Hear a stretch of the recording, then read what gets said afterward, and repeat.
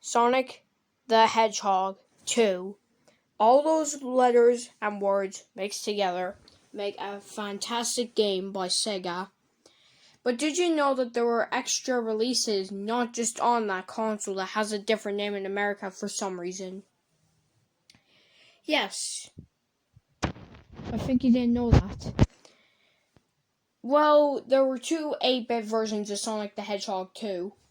But one of them is lost to time, unless if you look it up on YouTube. And no, I am not talking about Sonic 2 apparently on the Sega CD. It was never on Sega CD because it's just some tech demo showing the Sega CD graphics. No, we're talking about a version that was only released in a couple regions and was never publicly available until the late 2000s. Sonic the Hedgehog 2 on the Sega Master System. While America got the Sega Game Gear version, that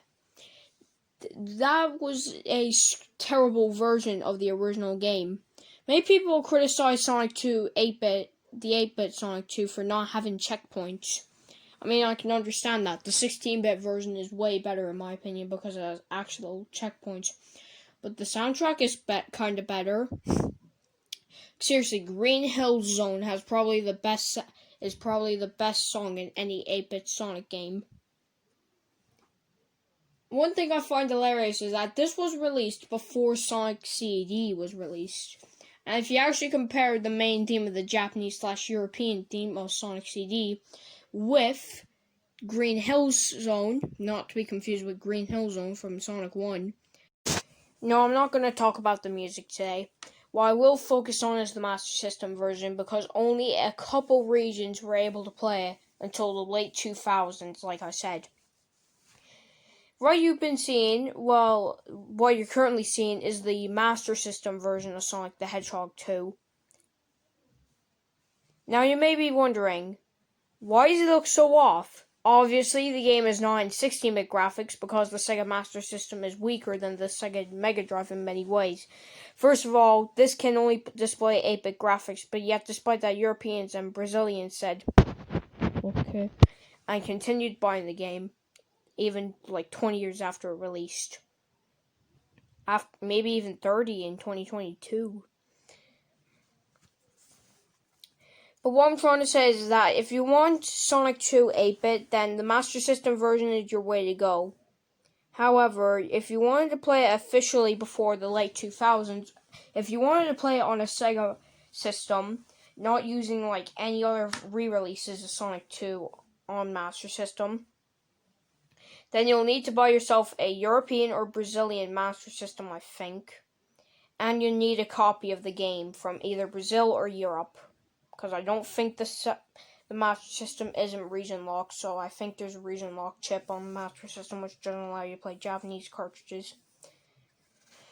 Anyways, I might just show you gameplay of the Game Gear version to show how much of an improvement the Master System version is over the Game Gear version. So here's the Sega Game Gear version, and one thing you may notice is that there's a smaller aspect ratio. This is due to the fact that the Sega Master System, the Sega Game Gear, has a smaller resolution on the screen, causing the console and the game to be hit and be victimized by something we call screen crunch. Screen crunch, if you don't know, is when a screen is zoomed in to the point where you can barely see anything on the screen. Take Sonic 1 on the Game Boy Advance, for example. Yes, that's a thing if you're North American. What is interesting about Sonic 2 on Game Gear is that it was the only way Americans could play Sonic 2 on the go, and an 8-bit version of Sonic 2, not using either ROM hacks or not using like any other services. But how are Americans now able to play the game? Well, due to, eBay, I guess, as well as something we like to call the Wii Virtual Console, Americans could officially play Sonic 2 Master System. Which sucks because that game originally was a British only, and I was glad that the Master System version was British only. Until America beat us. And also, why did they not release it in America, you may ask, or even any other region other than Europe and Brazil? It's because Sonic 1, which released before Sonic the Hedgehog 2, was the last game on the Master System before they discontinued the project in America and Japan. However, for some unknown reason, the console was a huge success in Brazil and Europe. I don't understand why these two regions and countries specifically thought that the Master System was good enough to be sold.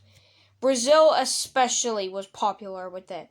It got to the point where you can still find Master Systems in Brazil to this day, although they're not developed by Sega. And because of this, if you're Brazilian, it's very easy to hunt down a copy of Sonic 2 on the Master System, even if you're European and have to go on the scalper hunt. So it's not really rare if you're in these two regions, but it is rare if you're trying to hunt down a real copy in like America or Japan or Brazil or any other country that never got a chance to play Sonic 2 on the Master System without using the Wii Virtual Console. I mean, you just gotta think at Sonic the Hedgehog 2 before you go, how do we sell Sonic 2? Let's just sell it. Let's just only make it on the Game Gear.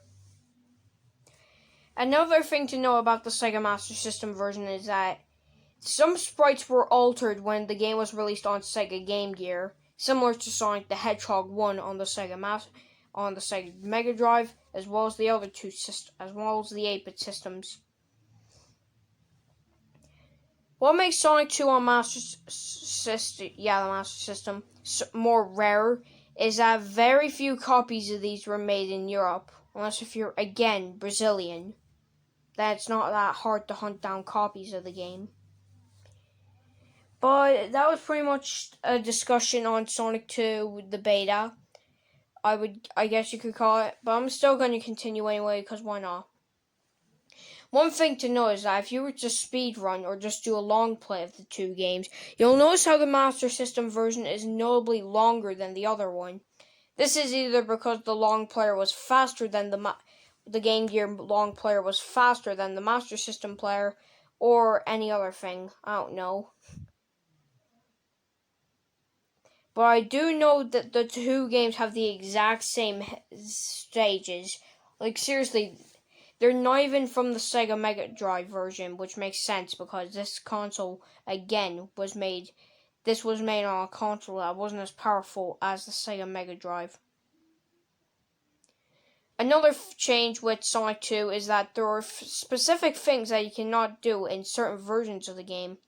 For example, even though this move was introduced in the 16-bit version of Sonic the Hedgehog 2, you cannot perform a spin dash in Sonic the Hedgehog 2 on the Sega Master System and Game Gear. The first Game Gear Sonic game that would use this at Master System, if you're European and Brazilian, was Sonic Chaos, which was a not rememberable game, but it is very good. Just sucks that the game has slowed down. And also, another thing to note, Sonic the Hedgehog 2 this was actually released before the Sega Genesis version, actually. And stop complaining I'm using Sega Genesis instead of Mega Drive all of a sudden. This was released before the Mega Drive version, like I said.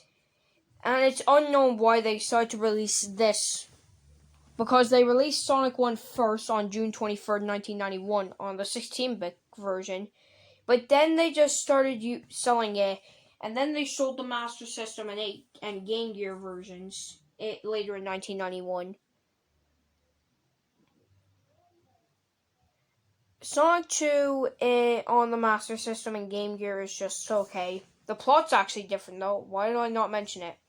Unlike the original, which is just a carbon copy of Sonic 2, you actually have to rescue Tails, but the ending is terrifying if you're a fan of Tails or Miles Prower.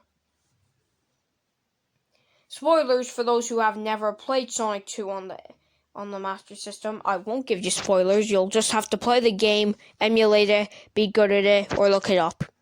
I say be good at it because this game is notably harder than its 16-bit counterpart, and even the original Sonic the Hedgehog on the Sega Master System and Game Gear. Even with Sonic 1's screen crunch on those two systems, you could still play Sonic 1. However, for some reason they made Sonic 2 on the Master System and Game Gear as hard as freaking playing, I don't know, Samsung Gear VR games. Another thing to know about Sonic the Hedgehog 2 is that for some unknown reason, the physics just feel godforsaken off. There are some cool things added where you can actually retrieve your rings. That's nice. However, like I said in the past, the game is hard as hell. So what's my thoughts on it? I'm not stressing this video out to 10 minutes, I swear. It's a decent game. It is difficult. Its screen crunch on the Game Gear version makes it terrible if you're not using the Game Gear version. And it has some lack of polish here and there, but overall, it's a decent game. I would give it like a 7 out of 10. Too much